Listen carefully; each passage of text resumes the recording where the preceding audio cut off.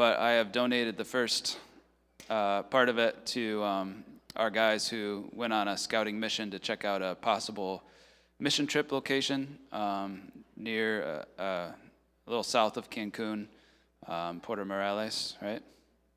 And they came back, they had a good time, but they're gonna, Michael made this video of their trip, and then they might share a little bit, and if you have questions for them, then you can ask that. All right.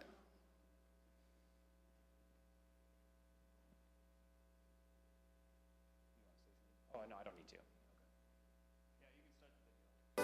to. Thursday evening, May 1st, we were blessed with a ride to Detroit and checked into a motel just 5 minutes from the airport. With a 6 a.m. flight ahead, we decided to get a few hours of sleep before the big adventure began.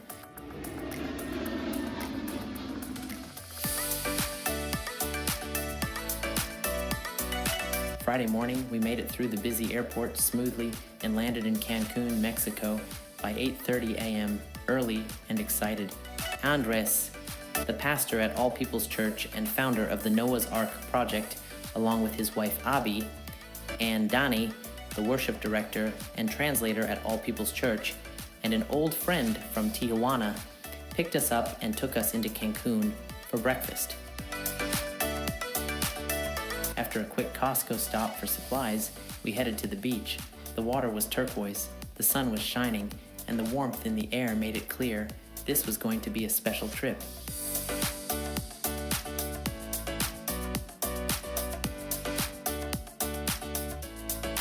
From there, we drove to Puerto Morelos, our home base, for the next 3 nights. Hank and Tina, who were away on vacation, kindly opened their home to us, a beautiful act of hospitality that truly reflected the love of Christ. That evening, we enjoyed authentic Mexican food and walked along the white sandy beach. We even spotted a stingray near the pier. After a full and wonderful day, we went to bed grateful and exhausted.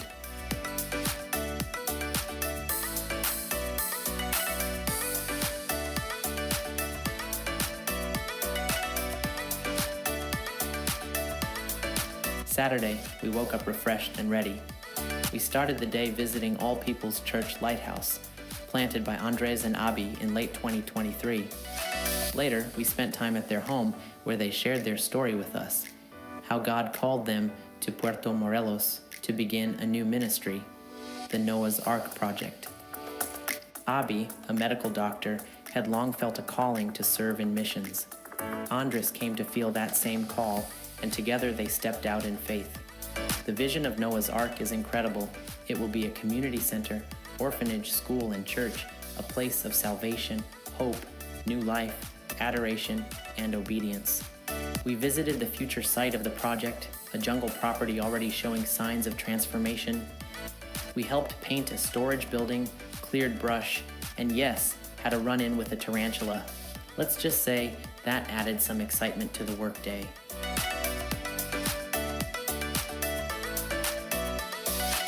Andres also gave us a tour of the property, which included a couple of sinkholes and even a gum tree.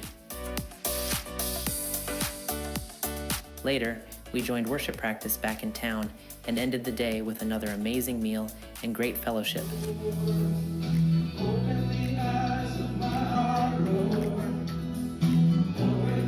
Sunday began with watching Lockwood's live stream service, grounding us in home even while we were far away. Then we attended both morning services at All People's Church. Welcome to the local church. También queremos dar una especial bienvenida.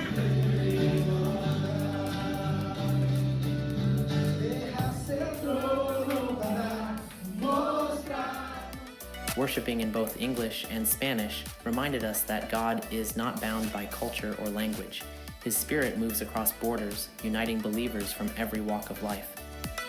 Through this experience, I was reminded just how big and beautiful God's family is. Being part of the global church opens our eyes to new aspects of His character, often hidden in our familiar routines. It deepens our understanding and expands our hearts. That afternoon, we enjoyed one last meal and more sweet fellowship with Andres, Abby, and others from the church. We were treated like family from the moment we arrived, and by the end of the trip, it felt like we were leaving home all over again. This scouting trip gave us a glimpse of what's possible, not just in Mexico, but in our own lives and community back home. We returned encouraged, inspired, and prayerful about how God might use this partnership for Lockwood's youth and beyond. Until next time, adios, and may God bless you.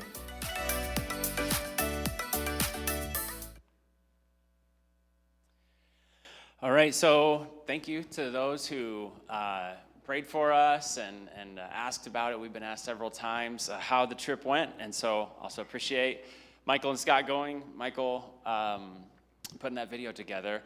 And so, yeah, that sums it up pretty well. We're each going to share just a little kind of our main takeaway, and then if you guys have any questions, feel free to ask. But yeah, we like he said in the video, we were truly welcomed like family there. Like it was a really neat experience to be in the broader church, God's people who are bigger than Branch County and Lockwood Community Church. And so I think my overall impression is that this could be an awesome place. Like we had a great experience, spiritually enriching, I would say, and I think that would be an awesome thing for our young people to experience as well. So overwhelmingly positive. I appreciate also, you saw a picture of Scott up there. They just surprised us and said, could one of you come up and share while you're here? And Scott stood up. So I was like, oh, thank you, Scott. So, all right. I'll give you the microphone, Mike. So, yeah, what stood out to me, and I mentioned that in the video, is that God is not the God of just here. He's the God of all who confess Jesus is Lord, our family. They're truly our family, and we felt that family when we went there. It spans the cultures and languages, and they're just our brothers and sisters. You know, he's a big God. So that's really what stood out to me. And I knew that God is God of all, but actually experiencing it just makes the reality true in your heart. I think that's probably related to the emphasis on remembering in the Old Testament.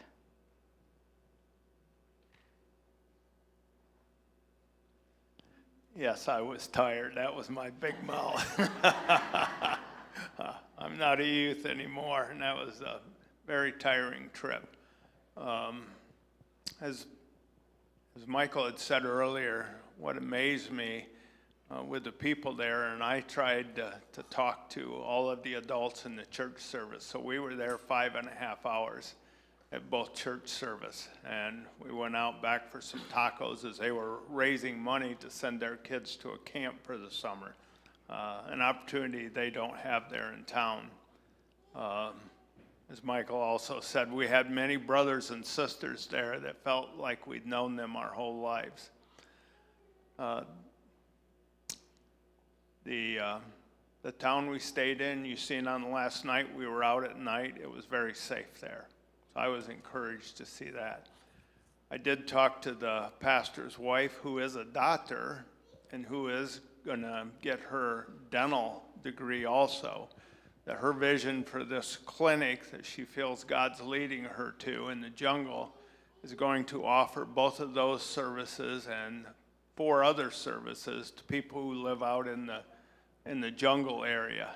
Now, as you've seen in the picture, it doesn't look much like a jungle. And I said, so when's the jungle show up? And he said, during the hurricanes.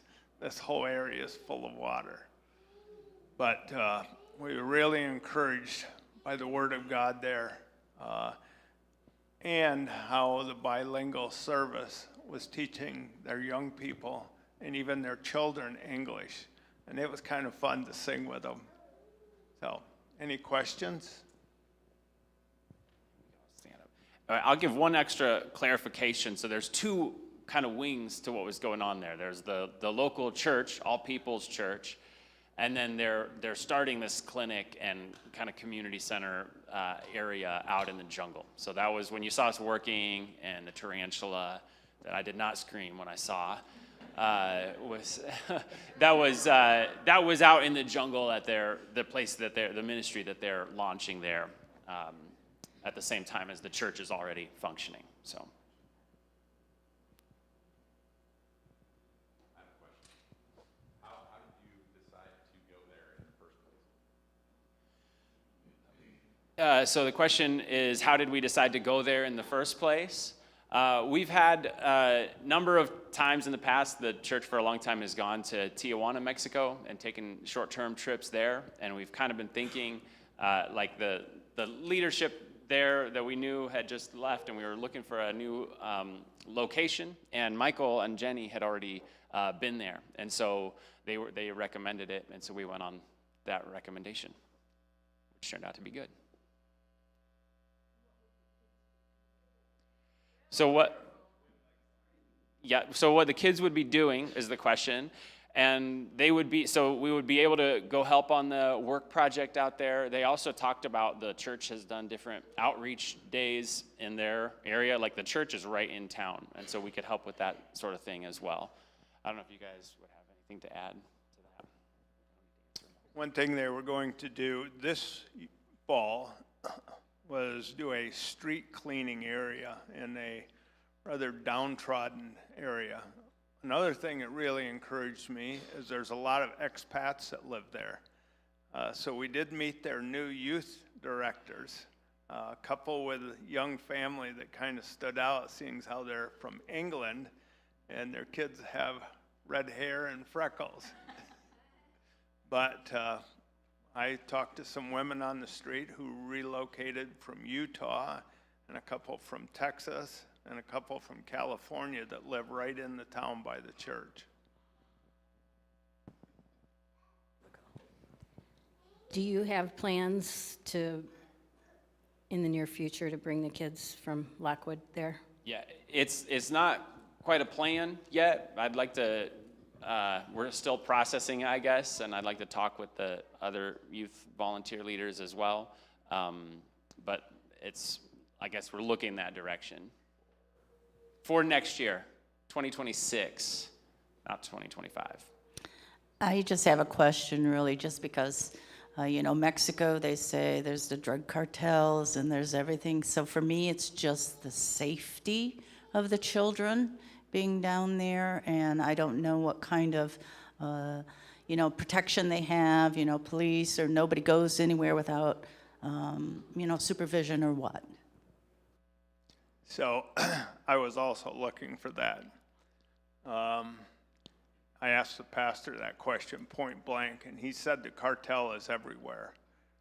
But for any of you that have ever been to Cancun, these huge resorts just line the ocean.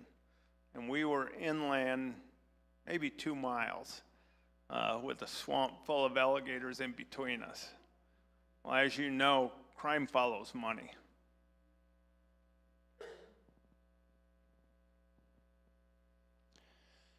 One thing I'll also mention while Sloan is bringing the microphone is what I would actually envision next summer would potentially be a combined youth and adult trip. So maybe like a 1-to-1 ratio or something like that. So if you're an adult and you're interested in it, just keep your radar up for that.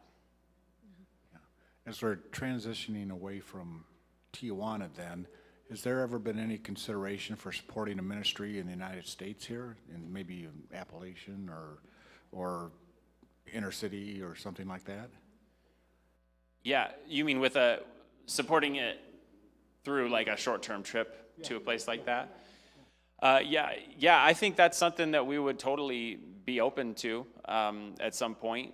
We have one of the benefits that this trip has done is kind of getting the students outside their shell in a sense, and having a cross-cultural exposure to other Christians and other people in other parts of the world is one of the benefits it's been for us. I know in the past we've also done local outreach ministries here. My understanding is kind of trying to do what was done in Tijuana here. So that's something that's been attempted before as well. So I don't know if that answers it. When you go to these resort areas, back behind the scene is normally very poor areas. I don't know what you found down there, but are you thinking of reaching into poor areas? if you go on a mission trip with evangelism? That's where the church is. The church is in a poor area. Yeah. I couldn't spot that on the. So the airport's up in Cancun. Okay. And then we're 25 miles south and west from there. So yeah, we're right across from the church. There's an open meat market with your meat hanging there from yesterday that you can go in and buy. Okay, so you see good opportunity to do some of the same reach out Yes. that you've been doing. Yeah, and the further into the jungle, the worse it is. I mean, there's nothing for people in there. Okay, and there's where the safety is involved too. Yep. Yeah, thank you.